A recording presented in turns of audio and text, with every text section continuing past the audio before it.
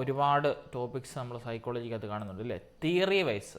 പക്ഷേ തിയറി അല്ലാതെ കുറച്ച് കാര്യങ്ങൾ നമുക്ക് പഠിക്കാനുണ്ട്. മിക്കപ്പോഴും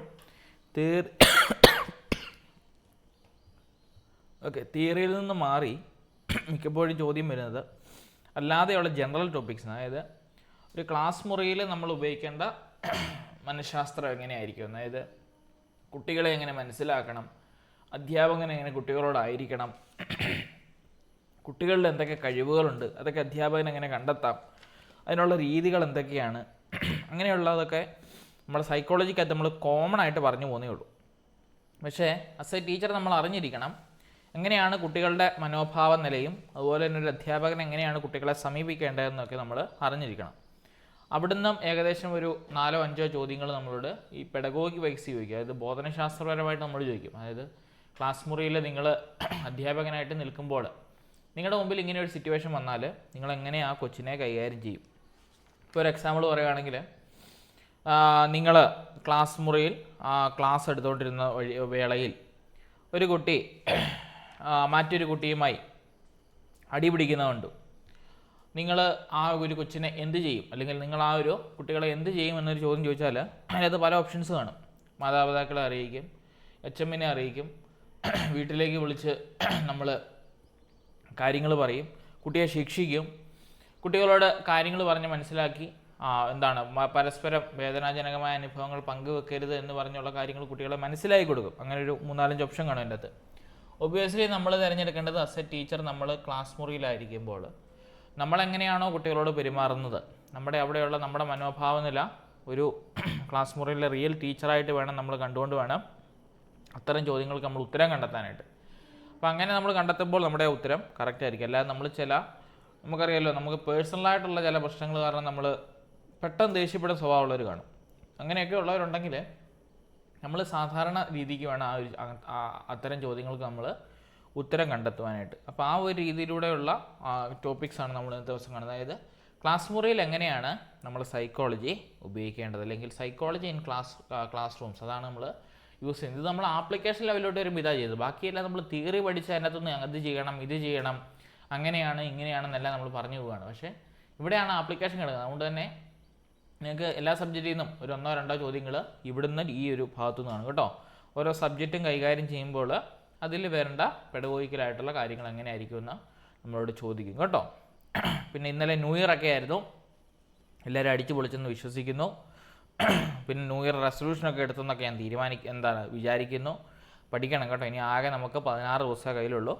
റെക്കോർഡ് ക്ലാസ്സുകൾ കാണണം. ക്വസ്റ്റ്യൻ പേപ്പറാണ് ഇപ്പം കഴിഞ്ഞ ഒരാഴ്ചയായിട്ട് വന്നുകൊണ്ടിരിക്കുന്നത്. ഇനി ക്വസ്റ്റ്യൻ പേപ്പർ ആയിരിക്കും വരുന്നത്. അത് പഴയ ഒരു 2018 വരെയുള്ള ക്വസ്റ്റ്യൻ പേപ്പർ നിങ്ങൾക്ക് റണ്ണാവും, നേരത്തെ പറഞ്ഞിരുന്നു. അത് കാണണം കേട്ടോ. പഠിച്ചു തുടങ്ങാത്തവർ അത് തന്നെ കണ്ടാലും മതി, നിങ്ങൾക്ക് പാസ് മാർക്കിനുള്ള അതിനകത്തുനിന്ന് കിട്ടും കേട്ടോ. Yes, okay. അപ്പോൾ നമുക്ക് നോക്കാം ക്ലാസ് മുറിയിലെ പഠന പ്രക്രിയ എന്താണ്. പഠനം എന്ന വാക്കിൻ്റെ അർത്ഥം എന്താണ് കണ്ടോ, വ്യവഹാരത്തിലെ മാറ്റം. അതായത് എന്താണ് വ്യവഹാരം എന്ന് പറഞ്ഞാൽ നമുക്കറിയാം ബിഹേവിയർ അല്ലെങ്കിൽ പെരുമാറ്റം എന്നൊക്കെ നമ്മൾ പഠിക്കുന്നത് അല്ലേ. വ്യവഹാരവാദം എന്നൊക്കെ നമ്മൾ ഒരുപാട് കേട്ടിട്ടുണ്ട് അല്ലേ. അപ്പോൾ കുട്ടികൾ എന്തിനാണ് പഠിക്കാൻ വരുന്നത്, അവരുടെ വ്യവഹാരത്തിലെ മാറ്റം വരാനായിട്ട്. ഇപ്പം തല്ലിപ്പൊളിയായിട്ട് നടന്നൊരു കൊച്ചിനെ നമ്മളതിൻ്റെ പെരുമാറ്റം മാറ്റുവാണെങ്കിൽ, അല്ലെങ്കിൽ അവൻ്റെ സ്വഭാവം മാറ്റിയെടുക്കുവാണെങ്കിൽ അവിടെ ഒരു പഠനം നടന്നു അല്ലേ. അപ്പം പഠനം എന്ന വാക്കിൻ്റെ അർത്ഥം തന്നെ എന്താണ്, അവൻ്റെ ഒരു പെരുമാറ്റത്തിൽ ഒരു ബിഹേവിയറൽ ചേഞ്ച് വരിക, അല്ലെങ്കിൽ പെരുമാറ്റത്തിനെ ഒന്ന് മാറ്റുക, അല്ലെങ്കിൽ അവൻ്റെ വ്യവഹാരങ്ങളെ നമ്മൾ നീക്കം ചെയ്യുക. അതായത് മോശപ്പെട്ട ശീലങ്ങളുള്ള ഒരു കൊച്ചാണെങ്കിൽ നല്ല ശീലങ്ങളിലേക്ക് കൊച്ചിനെ കൊണ്ടുവരിക അല്ലേ. നമ്മൾ സ്കൂളിൽ ചെന്ന് നമ്മൾ എന്താ പഠിക്കുന്നത്, ടൈം ടേബിൾ അനുസരിച്ച് നമ്മൾ കൊണ്ടുവരാൻ പറയും. അപ്പോൾ കൊച്ചുങ്ങൾ സമയം പഠിക്കും. അതുപോലെ തന്നെ കൊച്ചുങ്ങളുടെ മൂല്യങ്ങൾ പഠിക്കും, മനോഭാവങ്ങളൊക്കെ മനസ്സിലാക്കും അല്ലേ. അവർക്കുള്ള ശേഷികൾ കിട്ടും അല്ലേ, കളിക്കാനും അതുപോലെ തന്നെ നമ്മൾ ഡ്രില്ലിനും അതുപോലെ തന്നെ കഴിക്കാനും ഒക്കെ വിടുമ്പം അല്ലേ, സാമൂഹികപര ശേഷികളും കായികപര ശേഷികളും അതുപോലെ തന്നെ ചിന്താപ്രക്രിയയും എല്ലാം അവരിൽ പല രീതിയിൽ വളരുന്നുണ്ട് നമ്മളറിയാതെ തന്നെ. അപ്പോൾ ഇത്തരം അവസരങ്ങൾ നമ്മൾ ക്ലാസ് മുറിയിൽ ഒഴുക്കുമ്പോൾ അവരെന്ത് മാറും, വ്യവഹാരത്തിലൊരു മാറ്റമുണ്ടാവും. അപ്പോൾ പഠനം എന്ന വാക്കിൻ്റെ അർത്ഥം തന്നെ എന്താണ്, അവരുടെ പെരുമാറ്റത്തിൽ വരുന്ന ഒരു മാറ്റം കേട്ടോ. അടുത്തതെന്തോ, ഇത്തരം മാറ്റങ്ങൾ ഒരു കുട്ടിയിൽ ഉണ്ടാക്കാൻ ക്ലാസ് മുറികളുടെ പങ്ക് വളരെ വലുതാണ്. ഇപ്പം ഞാൻ പറഞ്ഞില്ലേ, അത് നമ്മൾ ക്ലാസ് മുറി വരുമ്പം ഒരുപാട് കാര്യങ്ങൾ കൂടിച്ചേർന്ന് വരുന്ന ഒരു സംഭവമാണ് ഈ ക്ലാസ് മുറി എന്ന് പറയുന്നത്. ഇപ്പം കുട്ടികളുടെ കാര്യം തന്നെ എടുക്കുവാണെങ്കിൽ പല പശ്ചാത്തലങ്ങളിൽ നിന്ന് വരുന്ന കുട്ടികൾ കാണും ഇല്ലേ. സാമൂഹിക സാമ്പത്തിക വ്യവസ്ഥയിൽ നിന്നും പല സാമൂഹിക സാമ്പത്തിക പിന്നോക്കാവസ്ഥയിൽ നിന്നും വരുന്ന ഒക്കെ കുട്ടികൾ കാണും അല്ലേ. അതിൽ പണക്കാരൻ്റെ മക്കൾ കാണും, പാവപ്പെട്ടവൻ്റെ കാണും, തീരെ ദരിദ്രൻ്റെ കാണും, നല്ലപോലെ അല്ലേ ഭക്ഷണമൊക്കെ കൊടുത്തു വളർത്തുന്ന വീട്ടിലെ കാണും. അങ്ങനെ പല കാറ്റഗറീസ് കാണും. ഇവരെല്ലാമായിട്ട് തന്നെ നമ്മുടെ കുട്ടികൾ അങ്ങോട്ടും ഇങ്ങോട്ടും സംവദിക്കുമ്പോൾ അവർക്ക് പല രീതിയിലുള്ള മാറ്റങ്ങളും സമൂഹത്തിൽ നടക്കുന്ന കാര്യങ്ങളും അവരെങ്ങനെ വളരണമെന്നും അവർ കൂട്ടുകൂടി ആയിരിക്കുമ്പോൾ അവരിൽ സംസാരിക്കുന്ന കാര്യങ്ങളൊക്കെ വരുമ്പോൾ അവരിൽ നല്ല രീതിയിലുള്ള വ്യക്തിത്വ മാറ്റത്തിന് അല്ലെങ്കിൽ ഒരു വ്യക്തിത്വം രൂപീകരിക്കുന്നതിന് ഒരു വളരെ വലിയ പങ്ക് വഹിക്കുന്നതാണ് നമ്മുടെ ക്ലാസ് മുറിയിൽ. അപ്പം ഇങ്ങനെ അവരുടെ വ്യവഹാരത്തിൽ അല്ലെങ്കിൽ ഇങ്ങനെ അവരുടെ പ്രവർത്തിയിൽ മാറ്റം വരുത്തുവാനായിട്ട് നമ്മുടെ ക്ലാസ് മുറിയിൽ വഹിക്കുന്ന പങ്ക് വളരെ വലുതാണ്. ഇനിയും ക്ലാസ് മുറിയിലെ പഠനത്തിൽ ഉൾപ്പെടുന്ന പ്രധാന ഘടകങ്ങൾ ആരൊക്കെയാണ്? 1 അധ്യാപകർ, 2 പാഠ്യവസ്തു, 3 പഠനാന്തരീക്ഷം അല്ലേ. 3 കാര്യങ്ങൾ ഇമ്പോർട്ടൻ്റ് കേട്ടോ. നിങ്ങൾ നോക്കിയിട്ട് വേണം പോകാൻ. വേണമെങ്കിൽ ചോദിക്കാം, ക്ലാസ് മുറിയിലെ പഠനത്തിൽ ഉൾപ്പെടാത്ത ഘടകങ്ങൾ ഏതൊക്കെ? അപ്പോൾ ക്ലാസ് മുറിയിലെ ഘടകത്തിൽ ഉൾപ്പെടാത്തതാണ് നമ്മുടെ ഈ പാർക്ക് അല്ലേ, പുറത്തുള്ള പാർക്കുകളൊക്കെ അത് ബാഹ്യവസ്തു, ആന്തരികമായിട്ടുള്ളതല്ല, പുറത്തുള്ളതല്ല. അപ്പം ക്ലാസ് മുറിയിലെ പഠനത്തിൽ ഉൾപ്പെടുന്ന ഘടകങ്ങളകത്ത് വരുന്നതാണ് അധ്യാപകർ, പാഠ്യവസ്തു, പഠനാന്തരീക്ഷം, അതുപോലെ തന്നെ കൂട്ടുകാർ, സമസംഘങ്ങൾ. ഇതെല്ലാം പഠനത്തിൽ ഉൾപ്പെടുന്ന പ്രധാന ഘടകങ്ങളാണ്. ഇനിയും കുട്ടികൾക്ക് നല്ലൊരു പഠനാന്തരീക്ഷം സജ്ജീകരിച്ച് നൽകുക എന്നത് അധ്യാപകരുടെ ധർമ്മമാണ്. കണ്ടോ, കുട്ടികൾക്ക് നല്ലൊരു പഠനാന്തരീക്ഷം നമ്മൾ എന്ത് ചെയ്യണം? സജ്ജീകരിച്ച് നൽകണം. അതിന് വേണ്ടിയാണ് നമ്മുടെ ക്ലാസ് മുറിയിലൊക്കെ നമ്മൾ എന്ത് ചെയ്യുന്നുണ്ട്? ബാല കേട്ടിട്ടുണ്ടോ? BALA ഒരു സാധനം കേട്ടിട്ടുണ്ടോ? BALA മിക്കപ്പോഴും പരീക്ഷയ്ക്ക് ചോദിക്കുന്ന BALA കേട്ടിട്ടുണ്ടോ? ഈ സാധനം ബാല എന്നാന്ന് ഫുൾ ഫോം ഒക്കെ ചോദിക്കുന്ന ബാല എന്നാന്നറിയാവോ? ബാല എന്ന് പറഞ്ഞാൽ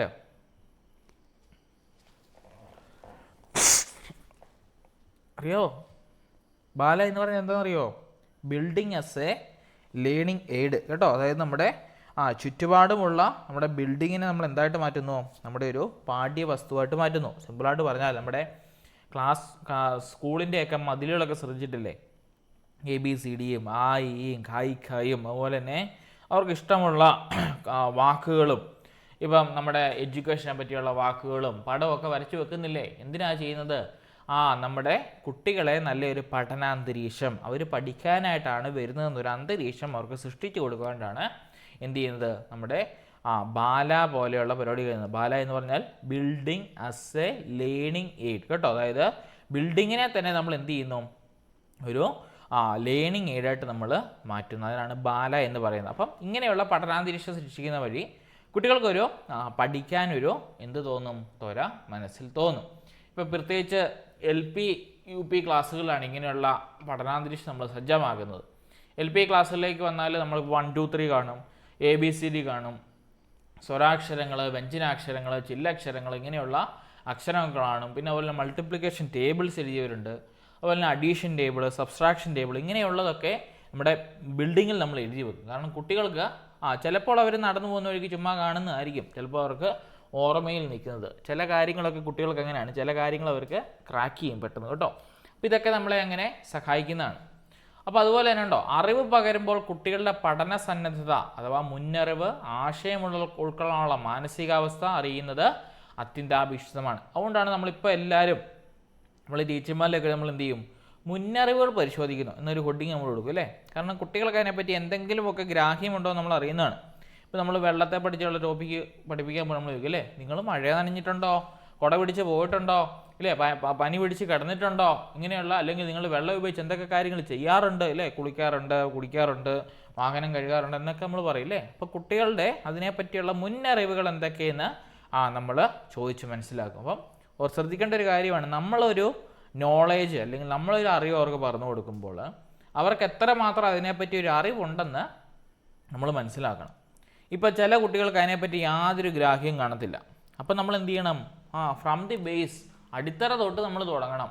നമ്മൾ തുടങ്ങണം, എങ്കിൽ മാത്രമേ ആ ക്ലാസ് ഫലപ്രദമായെന്ന് പറയാൻ പറ്റത്തുള്ളൂ. അല്ലാതെ നമ്മളൊരു ഹൈ ലെവൽ ആൾക്കാരെ വെച്ചുകൊണ്ടുള്ള ഒരു ക്ലാസ് നമ്മൾ എടുത്തു പോയാൽ അവിടെ ആർക്കും പ്രയോജനം മാത്രമേ കേട്ടോ, അതാണ് അവിടെ ഉദ്ദേശിക്കുന്നത്.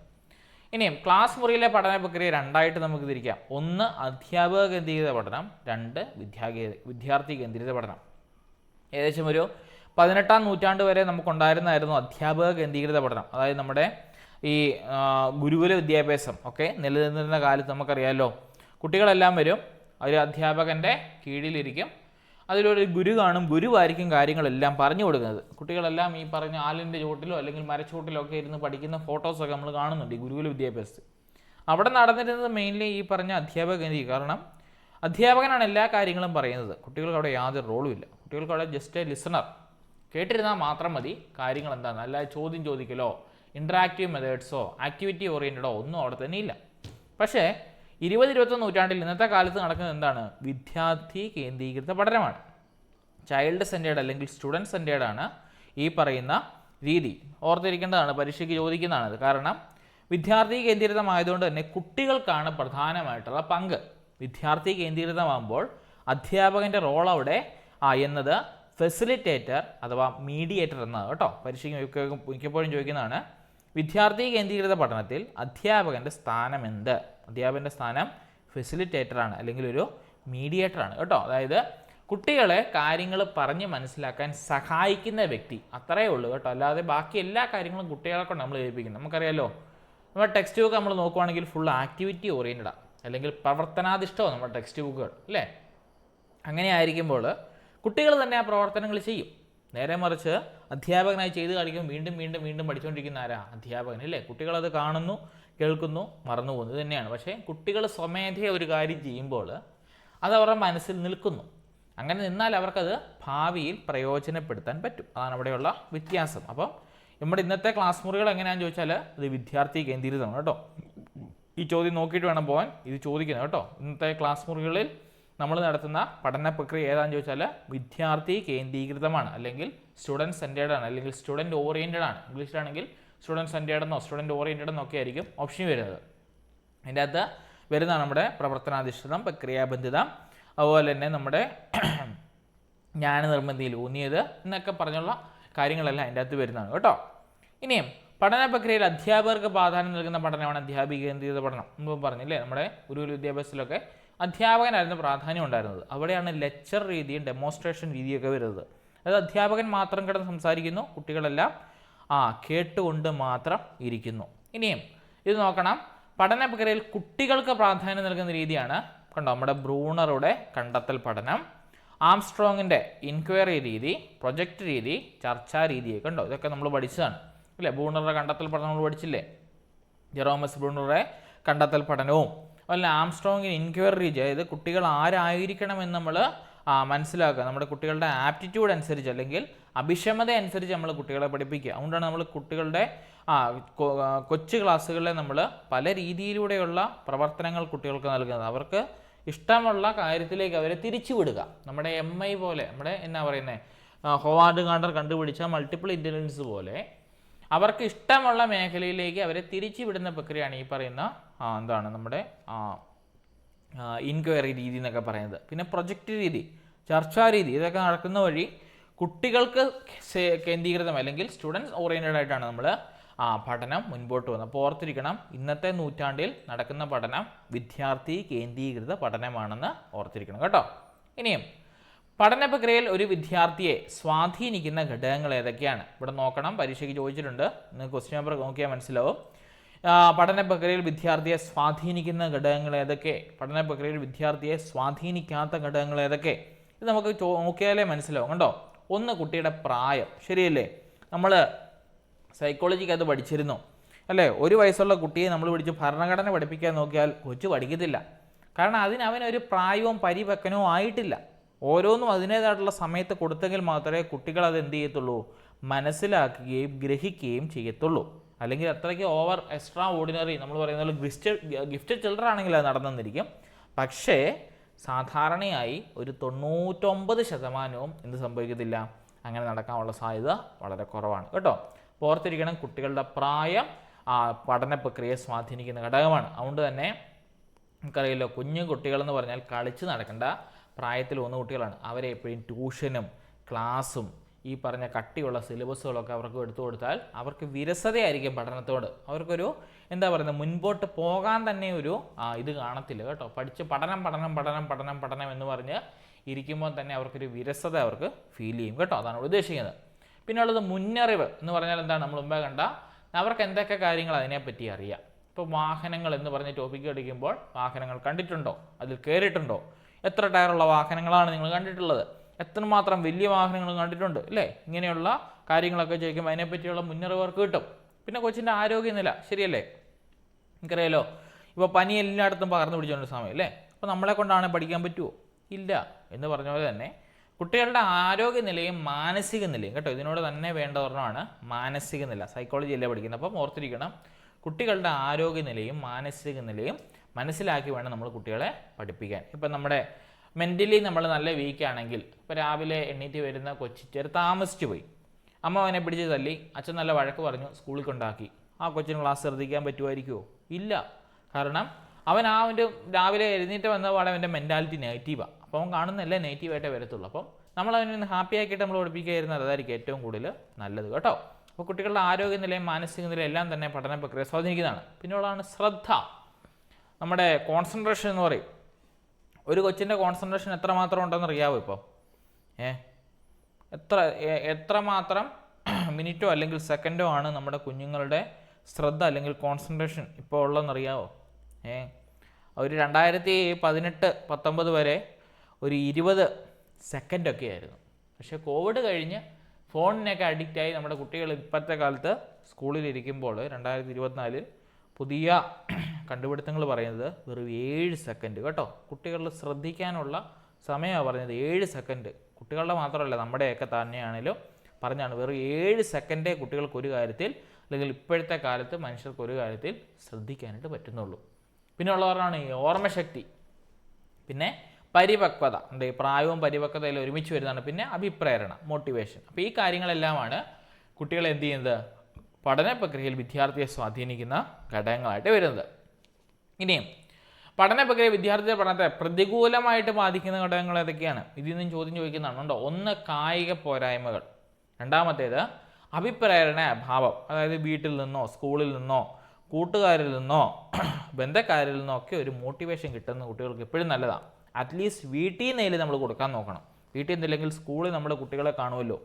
എല്ലാ കുട്ടികളെയും നമ്മളിന്ന് മോട്ടിവേറ്റ് ചെയ്യണം. അത് ചെറിയ എന്തെങ്കിലും സമ്മാനങ്ങളോ അല്ലെങ്കിൽ ഒരു പ്രശംസ വഴിയോ അല്ലെങ്കിൽ അവനെ ഒന്ന് അനുമോദിക്കുന്ന വഴിയോ അല്ലെങ്കിൽ ഒരു കൊച്ചു മുട്ടായി എങ്കിലും കൊടുത്ത് അവനെ ഒന്ന് എന്ത് ചെയ്യണം, മോട്ടിവേറ്റ് ചെയ്യാൻ നോക്കണം. അങ്ങനെയെങ്കിലും അവൻ പഠിച്ചു കയറും. കാരണം എങ്ങനെയെങ്കിലും കാണിച്ചാൽ എന്തെങ്കിലും കിട്ടുമല്ലോ എന്നൊരു ചിന്താ രീതിയിൽ കുട്ടികൾ പഠിച്ചു തുടങ്ങും. അതാണ് അഭിപ്രേരണ അഭാവം. അതൊരു വലിയ കാര്യമാണ്. പിന്നെ വികസന വൈകല്യങ്ങൾ, അതായത് ഈ MRഉം മെൻ്റലി റിട്ടാർഡറൊക്കെ ആയിട്ടുള്ള കാര്യങ്ങളാണ് അവിടെ ഉദ്ദേശിക്കുന്നത് കേട്ടോ, വികസന വൈകല്യങ്ങൾ. പിന്നെ അപസമായോജനം, നമുക്കറിയാമല്ലോ, നമ്മുടെ അഡ്ജസ്റ്റ്മെൻറ്റ്, അതായത് നമ്മൾ നേരത്തെ കണ്ട 9 എണ്ണം ഇല്ലായിരുന്നു, നമ്മുടെ നിഷേധം, ദമനം, താതാത്മീകരണം, പശ്ചാത്ഗമനം, അതുപോലെയുള്ള അപസമായോജനങ്ങളെല്ലാം പഠനത്തെ പ്രതികൂലമായിട്ട് ബാധിക്കുന്ന ഘടകങ്ങളാണ് കേട്ടോ. ഈ 2 പോയിന്റ് നോക്കണം. ഇതിന് ചോദ്യങ്ങൾ ചോദിച്ചിട്ടുണ്ട്. അടുത്തതുണ്ടോ, പാഠ്യവസ്തുവിൻ്റെ ദൈർഘ്യം, കാഠിന്യം, അർത്ഥപൂർണത എന്നിവ ക്ലാസ് റൂം പഠന പ്രക്രിയയെ സ്വാധീനിക്കുന്ന ഘടകങ്ങളാണ് കണ്ടോ. ഇതിന് പുറമെ സ്വാധീനിക്കുന്നതാണ് ഒന്ന് പാഠ്യവസ്തുവിൻ്റെ ദൈർഘ്യം, കാഠിന്യം. അതായത് ഇപ്പോൾ ഒരു ലോങ് ടോപ്പിക്ക് നമ്മൾ പഠിക്കുന്നതെങ്കിൽ അതിൻ്റെ ദൈർഘ്യം കുട്ടികളിൽ എന്ത് ചെയ്യും, വിരസത ഉളവാക്കും. പിന്നെ അതുപോലെ തന്നെ അതിൻ്റെ കട്ടി, ഇപ്പം മാത്സ് പോലുള്ള വിഷയങ്ങളാണെങ്കിൽ അല്ലെങ്കിൽ നമ്മുടെ സയൻസ് പോലുള്ള വിഷയങ്ങളാണെങ്കിൽ കുട്ടികളിലൊരു കട്ടിയാണെന്നൊരു ചിന്ത കുട്ടികളുടെ മനസ്സിലേക്ക് കയറി വരും. ഇപ്പം നമ്മൾ 3ാം ക്ലാസ്സിലാണ് നമ്മൾ മൾട്ടിപ്ലിക്കേഷൻ ടേബിൾ പഠിപ്പിക്കുന്നത് അല്ലേ. 3ൽ നമുക്ക് പഠിക്കാനുള്ള ടേബിൾ 1ൻ്റെയും 2ൻ്റെയും 5ൻ്റെയും 10ൻ്റെയും ടേബിളാണ് പഠിക്കാനുള്ളത്. ആ കൂട്ടത്തെ നമ്മൾ എന്നായിരുന്നു 1, 2, 3, 4, 5, 6, 7, 8, 9, 10 പഠിച്ച് ബോർഡിൽ എഴുതിയിട്ട് പിള്ളേരോട് പറയാം നാളെ വരുമ്പോൾ പഠിച്ചുകൊണ്ട് വരാൻ പറഞ്ഞാൽ അതിൻ്റെ ദൈർഘ്യവും കാഠിന്യവും എല്ലാം കാണുമ്പോൾ കുട്ടികൾ ആ ഒരു സബ്ജക്റ്റിനോടും ആ ഒരു വിഷയത്തോടും എന്ത് ചെയ്യും, വെറുപ്പ് തോന്നി തുടങ്ങും കേട്ടോ. പിന്നെ അർത്ഥപൂർണത, അതായത് നമ്മൾ പറയുമല്ലോ എന്ത് കാര്യം പഠിപ്പിച്ചാൽ അത് അർത്ഥപൂർണ്ണം നമ്മൾ പഠിപ്പിക്കണം അല്ലെങ്കിൽ അർത്ഥപൂർവ്വമായിട്ട് നമ്മൾ പഠിപ്പിക്കണം. അതിനുവേണ്ടിയാണ് നമ്മൾ ടീച്ചിങ് ലേണിംഗ് മെറ്റീരിയൽ അഥവാ TLM ഒക്കെ നമ്മൾ ക്ലാസ് മുറിയിൽ ഉപയോഗിക്കണമെന്ന് പറയുന്നത്. ഇന്നത്തെ കാലത്ത് ഒരു 75% ടീച്ചേഴ്സ് അത് ഉപയോഗിക്കുന്നില്ല. കാരണം അങ്ങനെയുള്ള TLM നമ്മൾ ഉപയോഗിക്കണം. അറ്റ്ലീസ്റ്റ് നമ്മൾ കമ്പ്യൂട്ടറെങ്കിലും ഒന്ന് പൊക്കി എടുത്തുകൊണ്ട് പോയി, എൻ്റെ തൊണ്ടല്ലോ എല്ലാ TLM കിട്ടത്തില്ലേ. അങ്ങനെയുള്ള അർത്ഥപൂർണത കൈവരിക്കേണ്ട ടോപ്പിക്സ് അല്ലെങ്കിൽ പാഠഭാഗങ്ങൾ അല്ലെങ്കിൽ റിലവൻ്റ് ആയിട്ടുള്ള കാര്യങ്ങളുണ്ട് എങ്കിൽ അത് അങ്ങനെ തന്നെ കുട്ടികളെ പഠിപ്പിക്കണം. കാരണം അവർ വളർന്നു വരുന്ന സാഹചര്യം ഇതൊക്കെ എന്താണ്, എപ്രകാരമാണ് സംഭവിക്കുന്നത് എന്നൊക്കെ അവർ മനസ്സിലാക്കേണ്ടതായിട്ടുണ്ട്. അതുകൊണ്ട് തന്നെ അർത്ഥപൂർണ്ണ കൈവരിക്കണം എല്ലാ കുട്ടികളും. ഒരു ടോപ്പിക് ഉണ്ടെങ്കിൽ എല്ലാ കുട്ടികളും അതിൻ്റെ അർത്ഥപൂർണത മനസ്സിലാക്കി അല്ലെങ്കിൽ കാര്യങ്ങൾ മനസ്സിലാക്കിയാണ് പാഠഭാഗങ്ങൾ പഠിക്കുന്നതെന്ന് അധ്യാപകർ ഉറപ്പുവരുത്തണം. അല്ലാത്ത പക്ഷം അവരെന്ത് ചെയ്യും, അതിൻ്റെ പഠനത്തെ പ്രതികൂലമായിട്ട് തന്നെ ബാധിക്കും. ഇനിയും പഠന പ്രക്രിയയുടെ ഇടയിലുണ്ടാകുന്ന അഭിലഷണീയമായ പീഡസ്ഥലികൾ മുന്നോട്ട് പഠിക്കാൻ കഴിയാത്ത അവസ്ഥ മറികടക്കാൻ സ്വീകരിക്കേണ്ട മാർഗ്ഗങ്ങൾ. അതായത് ഇപ്പോൾ കണ്ടിന്യൂസ് ആയിട്ട് പഠിക്കാനായിട്ടിരിക്കുകയാണെങ്കിൽ എന്ത് ചെയ്യണം? ഇടയ്ക്കിടയ്ക്കൊക്കെ നമ്മൾ ഇടവേള എടുക്കണം, അല്ലെങ്കിൽ ഇൻ്റർവെൽ എടുക്കണം അല്ലേ? ഇപ്പം നമ്മളിപ്പോൾ കാറ്റൊക്കെ പരീക്ഷ എടുത്തു, ഒരു സബ്ജക്റ്റ് തന്നെ രാവിലെ തൊട്ട് വൈകുന്നേരം വരെ നോക്കിയിട്ട് നമുക്കാളും ബോറടിക്കും. അപ്പോൾ എന്ത് ചെയ്യണം? ആവശ്യത്തിന് നമ്മളൊരു ടൈം ഗ്യാപ്പ് എടുക്കണം. അല്ലെന്നുണ്ടെങ്കിൽ നമ്മൾ എന്ത് ചെയ്യണം? ഇപ്പോൾ വായിച്ച് പഠിക്കുകയാണെങ്കിൽ അതൊന്ന് എഴുതി പഠിക്കാൻ നോക്കണം, എഴുതി പഠിക്കുകയാണെങ്കിൽ കേട്ട് പഠിക്കാൻ നോക്കണം, അല്ലെങ്കിൽ ക്ലാസ്സുകൾ കണ്ട് മനസ്സിലാക്കാൻ നോക്കണം. അങ്ങനെയുള്ള പഠനതന്ത്രങ്ങളൊക്കെ മാറ്റിയാണ് നമുക്ക് പരിശോധിക്കാം കേട്ടോ. അവിടെ നിന്ന് അങ്ങനെ ചോദ്യങ്ങൾ ചോദിച്ചിട്ടില്ല, എന്നാലും നോക്കി വെക്കണം. അതായത് ഒരു പഠന പ്രക്രിയയുടെ ഇടയിലുണ്ടാകുന്ന ഒരു അഭിലഷണീയമായ പീഡസ്ഥലികൾ, അതായത് നമുക്ക് ഈ പഠനത്തിൽ മുൻപോട്ട് പോകുമ്പോൾ അവിടെ ഉണ്ടാകുന്ന ബോറടികൾ മാറ്റാൻ, സിമ്പിളായിട്ട് പറഞ്ഞാൽ അത്രയേ ഉള്ളൂ, നമ്മൾ എന്തൊക്കെ മാർഗ്ഗങ്ങളാണ് സ്വീകരിക്കേണ്ടത്. ഒന്ന്, ആവശ്യത്തിന് ഇടവേള എടുക്കുക. രണ്ട്, പഠനതന്ത്രങ്ങൾ മാറ്റി പരിശോധിക്കുക. വേണമെങ്കിൽ നമുക്ക് പറയാം അല്ലേ, എന്ത് ചെയ്യാം? നമുക്ക് ഇഷ്ടമുള്ള കാര്യത്തിലേക്ക് ഒന്ന് വ്യാപരിക്കുക, പുറത്തോട്ടൊക്കെ ഇറങ്ങി ഒന്ന് ഫ്രഷപ്പായിട്ട് തിരിച്ചു കയറി, ഇതൊക്കെ അതിന് സ്വീകരിക്കാവുന്ന മാർഗ്ഗങ്ങളാണ് കേട്ടോ. ഇനി ക്ലാസ് റൂം പഠിതാക്കളെ 3 രീതിയിൽ തരംതിരിക്കാം. ഓർത്തിരിക്കണം: കണ്ടു പഠിക്കുന്നവർ, കേട്ട് പഠിക്കുന്നവർ, പ്രവർത്തിച്ച് പഠിക്കുന്നവർ കേട്ടോ. വളരെ ഇമ്പോർട്ടൻ്റ് ആണ്, നോക്കണം. ഇതിൽ ഏറ്റവും ഇമ്പോർട്ടൻ്റ് ഏതിനാണെന്നറിയാവോ? കുട്ടികൾക്ക് 80% മുകളിൽ നടക്കുന്നത് പ്രവർത്തിച്ച് പഠിക്കുമ്പോഴാണ് കേട്ടോ. പ്രവർത്തിച്ച് പഠിക്കുമ്പോഴാണ് 80% മുകളിലുള്ള പഠനം കുട്ടികൾ തന്നെ ഗ്രാസ്പ് ചെയ്യുന്നത്. ബാക്കി 20% മാത്രമേ ഇവിടെയുള്ളൂ. അതിൽ കേട്ട് പഠിക്കുന്നത് വളരെ കുറവാണ് കേട്ടോ. കണ്ടു പഠിക്കുന്നതാണ് പിന്നെയും കൂടുതലായിട്ടുള്ളത്. ഏകദേശം ഒരു 12-14% കണ്ടു പഠിക്കുന്നവരാണ്, ബാക്കിയെ കേട്ട് പഠിക്കുന്നവരുള്ളൂ കേട്ടോ. അപ്പോൾ ഓർത്തിരിക്കണം, ക്ലാസ് റൂം പഠിതാക്കളിലെ 3 രീതി നമുക്ക് തരംതിരിക്കാം. 1, കണ്ടുപഠിക്കുക. 2, കേട്ട് പഠിക്കുക. 3, പ്രവർത്തിച്ച് പഠിക്കുക. അപ്പം പ്രവർത്തിച്ച് പഠിക്കാനുള്ള അവസരങ്ങൾ നമുക്ക് ക്ലാസ് മുറിയിൽ ഒരുക്കുവാനായിട്ട് നമ്മൾ ബാധ്യസ്ഥരാണ്. അത് നമ്മൾ ചെയ്ത് കൊടുത്തേ പറ്റൂ കേട്ടോ. വേറെ ഒന്നും നമുക്ക് ചെയ്യാൻ പറ്റത്തില്ല. പ്രവർത്തനങ്ങളിലൂടെ വേണം കുട്ടികളെ പഠിപ്പിക്കാൻ. അപ്പോൾ അവർ എൻഗേജ് ആയിട്ടിരിക്കും, അവർക്കും ബോറടിക്കത്തില്ല, ഉറങ്ങിലിരിക്കത്തില്ല. ക്ലാസ്സിൽ അവർ എൻഗേജ് ആയിട്ട് ഫുൾ ടൈം നമ്മുടെ ക്ലാസ്സിൽ വ്യാപരിക്കും കേട്ടോ.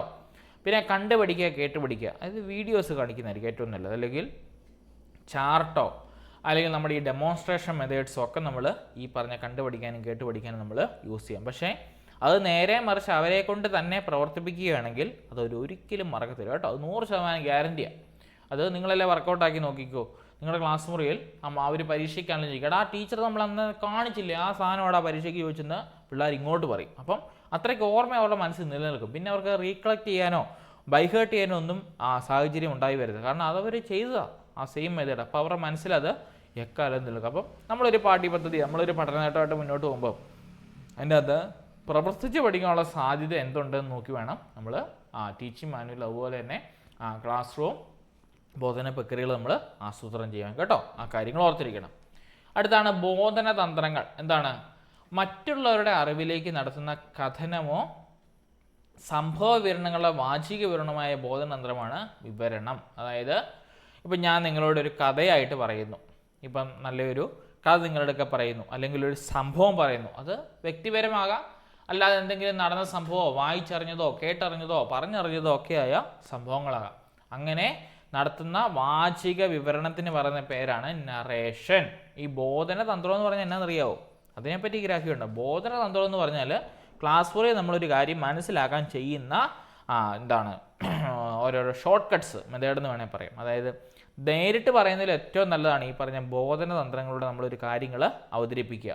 ഈ ബോധന തന്ത്രങ്ങൾ യൂസ് ചെയ്യുന്ന എന്തിനാണെന്ന് ചോദിച്ചാൽ, ഇപ്പം ഞാനൊരു കഥ പറയാം എന്ന് പറയുമ്പോൾ കുട്ടികളെല്ലാം നമ്മളെ നോക്കിയിരിക്കും. ശരിയല്ലേ? കുട്ടികളെല്ലാം നമ്മളെ നോക്കി ഇങ്ങനെ വായും പൊളിച്ചിരിക്കും. അപ്പം അങ്ങനെ ഇരിക്കുമ്പോൾ ഒരു ഇതിൽ അവർ ഭയങ്കര ഇൻട്രസ്റ്റഡ് ആയിട്ട് ഇരിക്കും. അതിനാണ് വിവരണം എന്ന് പറയുന്നത് കേട്ടോ. അങ്ങനെ കഥയായിട്ടോ സംഭവ വിവരണമായിട്ടോ നമ്മൾ വാചികമായിട്ട് പറഞ്ഞാൽ അതിന് പറയുന്ന പേരാണ് വിവരണം അഥവാ നറേഷൻ. ഇതിനോട് ചോദിച്ച ചോദ്യങ്ങൾ ഇങ്ങനെയാണ്: താഴെ പറയുന്നവയിൽ ബോധന തന്ത്രങ്ങളിൽ പെടുന്നതേത്, അല്ലെങ്കിൽ താഴെ പറയുന്നവയിൽ ബോധന തന്ത്രങ്ങളിൽ പെടാത്തത്, അങ്ങനെയൊക്കെയാണ് ചോദിച്ചിരിക്കുന്നത് കേട്ടോ. ഇനിയും എന്താണ് ഡിസ്ക്രിപ്ഷൻ അഥവാ വർണ്ണനം എന്ന് പറഞ്ഞാൽ? ഒരു വ്യക്തിയെയോ വസ്തുവിനെയോ പദാർത്ഥത്തെയോ പ്രക്രിയയോ സംഭവത്തെയോ വാക്കുകളിലൂടെ ചിത്രീകരിക്കുന്ന പ്രക്രിയയാണ് വർണ്ണനം അഥവാ ഡിസ്ക്രിപ്ഷൻ. ഇപ്പോൾ നമ്മൾ പറയത്തില്ലേ, write a short description about Kerala, അല്ലെങ്കിൽ write a short description about your house, അല്ലെങ്കിൽ write a description about yourself അല്ലേ. അതായത് ഒരു വ്യക്തിയെക്കുറിച്ചാകാം, ഒരു വസ്തുവിനെ കുറിച്ചാകാം, ഒരു പദാർത്ഥത്തെക്കുറിച്ചാകാം, അല്ലെങ്കിൽ ഒരു പ്രക്രിയയോ അല്ലെങ്കിൽ സംഭവത്തെക്കുറിച്ചാകാം. അതിനെ വാക്കുകളിലൂടെ ചിത്രീകരിക്കുകയാണെങ്കിൽ അത് വർണ്ണനം. അത് വാക്കുകളിലൂടെ ചിത്രീകരിക്കുമ്പോൾ വർണ്ണനം, വിവരങ്ങളിലൂടെ വാചികമായി പറയുമ്പോൾ അത് വിവരണം. കണ്ടോ, മാറിപ്പോയില്ല രണ്ടും. ഒരെണ്ണം വാചികമായിട്ട് നമ്മൾ പറയണം, ഇത് വാക്കുകളിലൂടെ നമ്മൾ ചിത്രീകരിക്കണം, അതാണെങ്കിൽ വിവരണം. അടുത്തതാണ് വിഷയാവതരണം, എക്സ്പോഷൻ. എന്താണെന്ന് നോക്കി, പഠിതാക്കളുടെ ചിന്തയെ ഉദ്ദീപിച്ച് അവതരിക്കപ്പെട്ട പ്രമേയത്തിൻ്റെ അർത്ഥം ബുദ്ധിപൂർവ്വം മനസ്സിലാക്കാൻ അവരെ സഹായിക്കുന്നതാണ് വിഷയാവതരണം അഥവാ എക്സ്പോഷൻ എന്ന് പറയുന്നത്. അതായത് ഇപ്പോൾ സിമ്പിളായിട്ട് പറഞ്ഞാൽ നമ്മൾ കുട്ടികളിലേക്ക് ഒരു ചിന്ത കൊണ്ടുവരണം. ആ ചിന്ത കൊണ്ടുവരാനായിട്ട് അവരെ നമ്മൾ മെൻ്റലി നമ്മൾ എന്താ പറയുന്നത്, അവരെ അതിലേക്ക് നമ്മൾ കൊണ്ടുവരിക. അതായത് അവരുടെ ചിന്താമണ്ഡലത്തിൽ നമ്മൾ അതിനെപ്പറ്റി അടിച്ചേൽപ്പിക്കുക. അങ്ങനെ നമ്മൾ ചെയ്യുമ്പോൾ അതിന് പറയുന്ന പേരാണ് എന്ത്, നമ്മുടെ വിഷയാവതരണം എന്ന് പറയുന്നത്. നമുക്കറിയാമല്ലോ, നമ്മൾ ഈ സയൻസിനൊക്കെ മിക്കപ്പോഴും നമ്മൾ വിഷയത്തിലേക്ക് ഡയറക്റ്റ് കടക്കത്തില്ല, ശരിയല്ലേ. നമ്മൾ വളഞ്ഞു വന്ന ആ ടോപ്പിക്സ് എന്താണെന്ന് പറഞ്ഞതിന് ശേഷം നമ്മൾ engage, explore, explain, extend, evaluate അല്ലേ, ആ ഒരു സ്റ്റെപ്പിലൂടെ നമ്മൾ പോകുന്നത്. അപ്പം എൻഗേജ് നമ്മൾ എന്താ ചെയ്യുന്നത്, കുട്ടികളെ ആ ടോപ്പിക്കിലേക്ക് നമ്മൾ കൊണ്ടുവരിക ചെയ്യുന്നത് അല്ലേ. എക്സ്പ്ലോറിലാണ് നമ്മൾ ആ കണ്ടന്റ് എന്താണെന്ന് കുട്ടികളോട് പറയുന്നത്. അപ്പോൾ അങ്ങനെ അവരുടെ ചിന്താരീതിയെ ഉദ്ദീപിച്ച് എന്താണ് അതിൽ പറയാൻ പോകുന്നതെന്ന് കുട്ടികളെ കൊണ്ട് തന്നെ പറയിപ്പിക്കുന്ന രീതിയാണ് വിഷയാവതരണം എന്ന് പറയുന്നത്. ഇപ്പോൾ നമ്മൾ സെമിനാറും പാനൽ ചർച്ചകളും സിമ്പോസിയം ഒക്കെ നടത്തും അല്ലേ. എന്നതിനാ ഈ പറഞ്ഞ ഈ കാര്യങ്ങൾ നമുക്ക് മനസ്സിലാക്കാം. അതിൻ്റെ എല്ലാം ആദ്യം നമ്മൾ എഴുതുന്ന വിഷയാവതരണം, എന്താണ് ഇവിടെ നടക്കാൻ പോകുന്നതെന്ന് നമ്മളൊന്ന് വിശദീകരിക്കുക. നമ്മുടെ ക്യാമ്പിനൊക്കെ നമ്മൾക്ക് എപ്പോഴും കാണുന്ന ഒരു സാധനം അല്ലേ, വിഷയാവതരണം വേണമെന്ന്. അതായത് എന്താണ് സംഭവം നമ്മൾ കുട്ടികളെ പറഞ്ഞ് അല്ലെങ്കിൽ ആൾക്കാരെ നമ്മൾ മനസ്സിലാക്കേണ്ടതായിട്ടുണ്ട്. അതാണ് ഈ സംഭവം. അടുത്താണ് പുനരവലോകനം. എന്താണ് റിവ്യൂ എന്ന് പറഞ്ഞാൽ നമുക്കറിയാലോ, പാഠഭാഗത്തിൻ്റെ പ്രാഥമിക പഠനത്തിന് ശേഷം അതിനെ വീണ്ടും പരിശോധിക്കുന്ന മാനസിക പ്രക്രിയയാണ് പുനരവലോകനം. നമ്മൾ പറയത്തില്ലേ, സിനിമയെ കണ്ടു കഴിഞ്ഞിട്ട് നമ്മുടെ ആൾക്കാരൊക്കെ റിവ്യൂ എടുത്തില്ലേ, നമ്മൾ ആ റിവ്യൂ കണ്ടില്ലേ, സിനിമാ ടിക്കറ്റ് ബുക്ക് ചെയ്യുന്നേ, അവിടെ എന്നാ അവർ ഓൾറെഡി കണ്ടു കഴിഞ്ഞു. അതിനെപ്പറ്റി അവൾക്കുള്ള അഭിപ്രായങ്ങളും പോസിറ്റീവ്സും നെഗറ്റീവും നമ്മൾ കേട്ട് കഴിഞ്ഞാൽ നമുക്കൊരു ചിന്ത വരും, അതിലെന്തോ ഉണ്ട്, അല്ലെങ്കിൽ അതിലൊന്നുമില്ല, സോ കാണാൻ പോകണ്ട എന്ന് പറഞ്ഞ പോലെ തന്നെ ഒരു പാഠഭാഗം പഠിപ്പിച്ചതിന് ശേഷം അതിനെ വീണ്ടും പരിശോധിക്കുന്ന മാനസിക പ്രക്രിയയ്ക്ക് പറഞ്ഞ പേരാണ് പുനരവലോകനം അഥവാ റിവ്യൂ എന്ന് പറയുന്നത്. പ്രത്യേകം ശ്രദ്ധിക്കണം, ഏതൊരു ക്ലാസ് കഴിഞ്ഞാലും നമ്മളൊരു റിവ്യൂ നടത്തണം. റിവ്യൂ എന്ന് പറഞ്ഞാൽ ഇന്ന് എന്തൊക്കെയാണ് പഠിച്ചതെന്നൊന്ന് റീകളക്ട് ചെയ്തിട്ട് വേണം ക്ലാസ് നിർത്താൻ.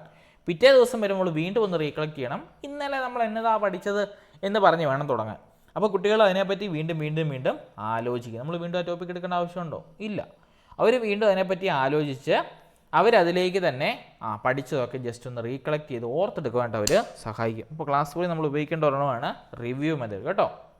ഇനി എന്താണ് പാനൽ ചർച്ച? നോക്കിയേ, വ്യക്തികളുടെയോ പഠിതാക്കളുടെയോ ഒരു ചെറിയ സംഘം കേൾവിക്കാരുടെ മുമ്പിൽ വെച്ച് തമ്മിൽ സർഗാത്മകത പുലർത്തിക്കൊണ്ട് ചർച്ച ചെയ്യുന്ന രീതിയാണ് പാനൽ ചർച്ച. അതായത് രണ്ട് ഗ്രൂപ്പുകൾ കാണും, ഒരു സെറ്റ് ഓഫ് കുട്ടികൾ ഫ്രണ്ടിൽ ഇരിപ്പുണ്ടായിരിക്കും, അവരുടെ മുമ്പിൽ വെച്ച് സർഗാത്മകത പുലർത്തിക്കൊണ്ട് ചർച്ച ചെയ്യുന്ന ഇപ്പോൾ ഒരു ടോപ്പിക്ക് കൊടുക്കുകയാണ്. ഇപ്പം ദുരന്തം അല്ലേ, അല്ലെങ്കിൽ പ്രകൃതിക്ഷോഭങ്ങൾ എന്നൊക്കെ പറഞ്ഞതിനെ പറ്റി നമ്മൾ ടോപ്പിക്ക് കൊടുക്കുമ്പോൾ അങ്ങോട്ടും ഇങ്ങോട്ടും അവരതിനെപ്പറ്റി സർഗാത്മകമായിട്ട് പറയുന്ന കാര്യങ്ങൾക്ക് പറയുന്ന പേരാണ് പാനൽ ചർച്ച.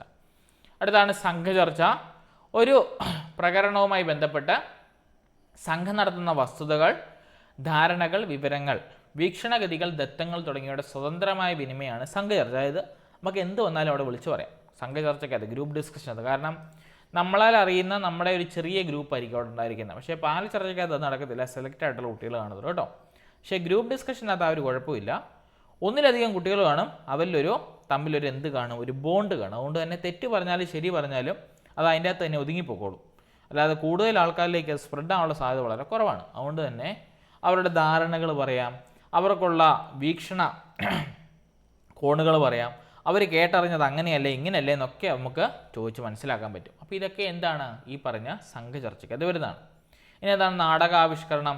ജീവിത സന്ദർഭങ്ങളെ ചിട്ടയായ സ്വാഭാവികമായി അഭിനയിച്ച് കാണിക്കുന്നതാണ് നാടകാവിഷ്കരണം അഥവാ ഡ്രാമലൈസേഷൻ. നമുക്കറിയാം, നമ്മുടെ ഈ മലയാള പാഠഭാഗത്തിൽ അല്ലെങ്കിൽ ഇംഗ്ലീഷ് പാഠഭാഗത്തിലൊക്കെ നമ്മൾ ഇഷ്ടം പോലെ കാണിക്കുന്നതാണ് ഈ നാടകാഭികരണം. ആ പാഠഭാഗത്തെ നമ്മൾ എന്ത് ചെയ്യുന്നു, ഡ്രാമാറ്റിക്കൽ മോഡലിൽ നമ്മൾ ക്ലാസ് മുറിയിൽ അവതരിപ്പിക്കുന്നതാണ് ഈ പറയുന്ന നാടകാവിഷ്കരണത്തിന് ഉദ്ദേശിക്കുന്നത്.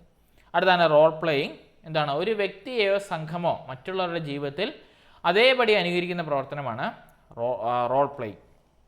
നമ്മുടെ നാടകം പോലെ തന്നെ നമ്മൾ ഒരു വ്യക്തിയെയോ സംഘത്തെയോ നമ്മൾ എന്ത് ചെയ്യുന്നു, ജീവിത രംഗങ്ങൾ അതേപടി, ഇപ്പോൾ ഒരു കഥ നടന്നതിൻ്റെ ഇത് അതേപടി നമ്മൾ റോൾ പ്ലേ ആയിട്ട് കാണിക്കുവാണെങ്കിൽ അത്തരം പ്രവർത്തനങ്ങൾക്ക് പറയുന്ന പേരാണ് റോൾ പ്ലേയിങ് കേട്ടോ. ഇതൊന്നും അങ്ങനെ ചോദിച്ചു കണ്ടില്ല, പക്ഷേ ഓർത്തിരിക്കണം, താഴെ പറയുന്നതിൽ ബോധന തന്ത്രങ്ങൾ പെടുന്നതെന്ന് ചോദിച്ചാൽ ഓർത്തിരിക്കണം, വിഷയാവതരണമുണ്ട്, വിവരണമുണ്ട്, വർണ്ണനമുണ്ട്, പാനൽ ചർച്ചയുണ്ട്, സംഘചർച്ചയുണ്ട്, നാടകാവിഷ്കരണമുണ്ട്, റോൾ പ്ലേയിങ് ഉണ്ട്. ഇതെല്ലാം കുട്ടികളെ ഒരു കാര്യം മനസ്സിലാക്കുവാനായിട്ട് നമ്മൾ ക്ലാസ് മുറിയിൽ ചെയ്യുന്ന ഓരോ പ്രവർത്തികളാണെന്ന് ഓർത്തിരിക്കണം കേട്ടോ. അടുത്താണ് ബ്രെയിൻ സ്റ്റോമിങ്. ഇപ്പോൾ അപ്ഡേറ്റഡ് ആയിട്ടുള്ള 2020 ശേഷമുള്ള ക്വസ്റ്റ്യൻ പേപ്പർ എല്ലാം തന്നെ ഇതിനെപ്പറ്റി ഒരു ചോദ്യമുണ്ട് കേട്ടോ. സൈക്കോളജിക്കകത്ത് ഇതിനെപ്പറ്റി ഒരു ചോദ്യം സ്ഥിരമായിട്ടുണ്ട്. ബ്രെയിൻ സ്റ്റോമിങ് എന്താണെന്ന് നോക്കിയേ. സമൂഹത്തെ ബാധിക്കുന്ന എന്തെങ്കിലും പ്രശ്നങ്ങളുടെ പരിഹാരം കാണുന്നതിനായി യോഗം വിളിച്ചു കൂട്ടുകയും പ്രശ്നത്തെ വിവിധ കോണുകളിൽ നിന്ന് വിശകലനം ചെയ്യുകയും ചർച്ചയിൽ പങ്കെടുക്കുന്നവർ തലച്ചോറുകളെ ഉദ്ദീപിച്ച് ആശയങ്ങളുടെ കൊടുങ്കാറ്റ് പോലുള്ള വിസ്ഫോടനം സൃഷ്ടിച്ച് പ്രശ്നത്തിന് ഉടനടി പരിഹാരം കാണുകയും ചെയ്യുന്ന രീതിയാണ് ബ്രെയിൻ സ്റ്റോമിങ് എന്ന് പറയുന്നുണ്ടോ. വളരെ വാസ്റ്റായിട്ടുള്ള കാര്യമാണ്. സിമ്പിളായിട്ട് പറഞ്ഞാൽ എന്തേ ഉള്ളൂ, നമ്മുടെ ഈ പറഞ്ഞ വിഷയാവതരണം പോലെ നമ്മൾ എന്ത് ചെയ്യുന്നു, സമൂഹത്തിൽ ബാധിക്കുന്ന എന്തെങ്കിലും ഒരു പ്രശ്നത്തെ നമ്മൾ പരിഹാരം കാണും. ഇപ്പം നമ്മൾ പറയുവാണ്, ഇപ്പം ആലപ്പുഴ ഏരിയയിലൊക്കെ മഴക്കാലം വന്നാൽ എന്ത് ചെയ്യും, ഒബ്വിയസ്ലി വെള്ളം പൊങ്ങും അല്ലേ. അത് മറികടക്കാനായിട്ട് എന്ത് ചെയ്യാൻ പറ്റും? അതായത് ഇപ്പോൾ വന്നതിൽ ഏറ്റവും വലിയ വെള്ളപ്പൊക്കം നടന്നത് 2018 അന്ന് കുറേ പേർക്ക് വീട് നഷ്ടപ്പെടുകയും കുടുംബവും കുട്ടികളും വാഹനവും അവർക്കുള്ള എല്ലാം തന്നെ നഷ്ടപ്പെടുകയും ചെയ്തു. അതിനെ നമുക്ക് എങ്ങനെ മറികടക്കാം? അല്ലെങ്കിൽ ഇപ്പോൾ തുടർച്ചയായിട്ടുണ്ടാകുന്ന ഉരുൾപൊട്ടലുകൾ, അതിൽ നിന്ന് എങ്ങനെ നമുക്ക് രക്ഷപ്പെടാം?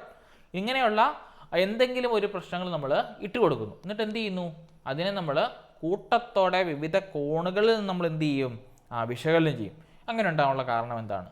ഇപ്പോൾ നേരെ മറിച്ച് ഇങ്ങനെ ചെയ്താൽ അവിടെയുള്ള പോസിറ്റീവ്സ് എന്തൊക്കെയാണ്, തിരിച്ചു പോയാൽ അവിടെയുള്ള നെഗറ്റീവ്സ് എന്തൊക്കെയാണ്, എന്നൊക്കെ നമ്മളിങ്ങനെ തിരിച്ചും മറിച്ചും എല്ലാം ചിന്തിച്ച് നമ്മൾ എന്ത് ചെയ്യും, ഒരു ആശയങ്ങൾ കിട്ടും.